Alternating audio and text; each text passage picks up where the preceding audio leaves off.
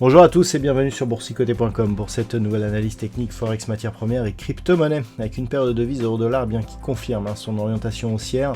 On attendait une rupture ici de ce point haut significatif du 21 avril qui se situe à 1.1573. Donc on est venu marquer ici un nouveau plus haut de tendance court terme, ce qui confirme la continuité de ce mouvement en direction ici de la prochaine zone de résistance qui se situe à 1.1655. Donc on confirme cette dynamique, on invalide donc ce début de signal baissier à la suite duquel on était vite repassé au-dessus de la moyenne mobile.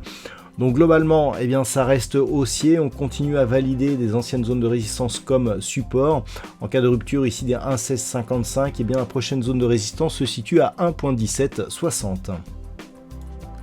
Sur la paire de devises livre sterling contre dollar américain, on est à peu près dans la même veine. Nouveau point haut significatif de cette petite dynamique ici court terme. Je vous rappelle que depuis la rupture ici des 1.3420, on est sur des niveaux qui n'ont plus été touchés depuis plus de 3 ans sur cette paire de devises. Le prochain objectif donc qui est lié à cette hausse est un peu flou, 1.3645. D'ailleurs, si on devait constater ici un arrêt sur une zone légèrement inférieure, ici 1.3620, on pourrait considérer un repositionnement de cette zone d'objectif et donc cette résistance horizontale. Donc on voit bien ici que les rebonds sur la moyenne mobile 20 exponentielle sont assez efficients, ce qui va dans le sens d'une validation de la poursuite de cette dynamique, niveau d'invalidation et de retournement sous une rupture ici de cette zone des 1.3140. Sur l'or, il semblerait que la reprise se confirme, puisqu'après ici cette petite phase de consolidation, on avait cassé la résistance oblique, on est revenu chercher ici la moyenne mobile 20 exponentielle avant de tenter une remontée. Donc c'est long à se mettre en place, mais il semblerait déjà que l'on soit sorti de cette phase de consolidation, 2 que par rapport à la dynamique globale, la phase de consolidation ici a été très peu marquée, qui plus est, on a validé ici cette ancienne résistance comme zone de support. Donc tous les marqueurs sont là pour nous indiquer que la hausse, la poursuite du mouvement haussier peut continuer. Donc nous avons ici une zone intermédiaire proche des 3410 $ l'once, mais globalement le fait que déjà cette zone de moyenne mobile 20 exponentielle soit confirmée comme zone de support va plutôt dans le bon sens. En cas de rupture donc de cette zone des 3400 $ l'once, on pourrait bien accélérer en direction des 3005 puis inscrire de nouveaux records donc sur l'évolution du métal jaune. Sur le pétrole, chose rare, nous avons ici un petit gap à la hausse qui fait suite à la forte hausse que nous avons connue hier, qui permet un franchissement de la zone ici des 68.30. Rappelez-vous, lorsque nous étions ici sous cette zone des 64.15, je vous indiquais que la rupture de celle-ci nous donnerait comme objectif cette zone des 68.30. Vous voyez que la volatilité ici a permis d'atteindre cet objectif d'une manière très rapide. Donc qu'est-ce que cela implique ?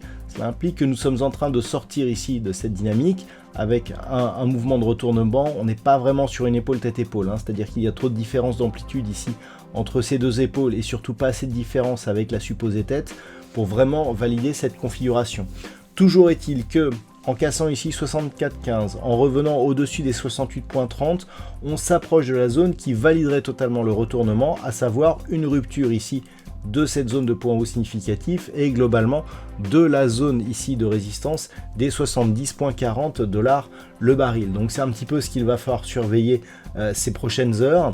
La cassure haussière de cette zone nous donnera un signal positif assez important qui pourrait nous ramener globalement sur deux objectifs, à savoir ici la zone des 74 puis 77,50 voire même 78 $ le baril. On est ici sur un début de dynamique relativement fort. On le voit, le RSI commence à rentrer ici en zone de surachat, ce qui nous indique un début de pression assez intéressant. Il n'y a pas trop de différence encore au niveau des volumes, mais par rapport à, je dirais, l'ensemble de la configuration, on peut s'attendre à une poursuite du mouvement haussier. Et enfin au niveau du Bitcoin, on s'est approché donc de la zone des 112 000 $ pour un Bitcoin, zone record, avant je dirais de consolider. Donc Le premier signal qui est important ici, c'est la cassure de cette zone des 107 000 $ pour un Bitcoin.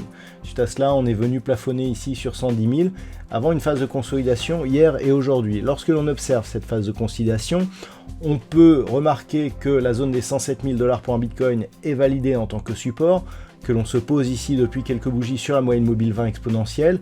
Là aussi, même si ce n'est pas confirmé, on est plutôt ici sur une configuration qui ressemble à une reprise de mouvement haussier. On a ici un range qui est délimité par les bandes de Bollinger supérieures et inférieures. On voit que la bande de Bollinger inférieure colle à une zone déjà identifiée des 102 000 $ pour un Bitcoin, alors que la zone ici supérieure est quasiment sur les niveaux records. Donc cela nous indique qu'en cas de contact, eh bien, on pourrait marquer ici une accélération en vue de nouveaux records. D'ailleurs, si on trace l'extension de Fibonacci de la dernière phase de consolidation, donc entre ce point haut ici et ce point bas, eh bien, nous obtenons une extension qui se situe désormais à 118 832 $ pour un Bitcoin. C'est l'objectif en cas de cassure ici de cette zone des 111 800 pour venir chercher un nouveau record donc sur cette crypto-monnaie. L'invalidation de cette anticipation plutôt positive pourrait provenir d'une cassure de ce point bas significatif qui se situe à 100 421 $ pour un Bitcoin. Voilà donc ce que l'on peut dire sur l'analyse technique de ces principaux actifs de marché. Je vous souhaite de passer une très bonne soirée. On se retrouve dès demain pour d'autres analyses techniques, toujours sur le site boursicoté.com.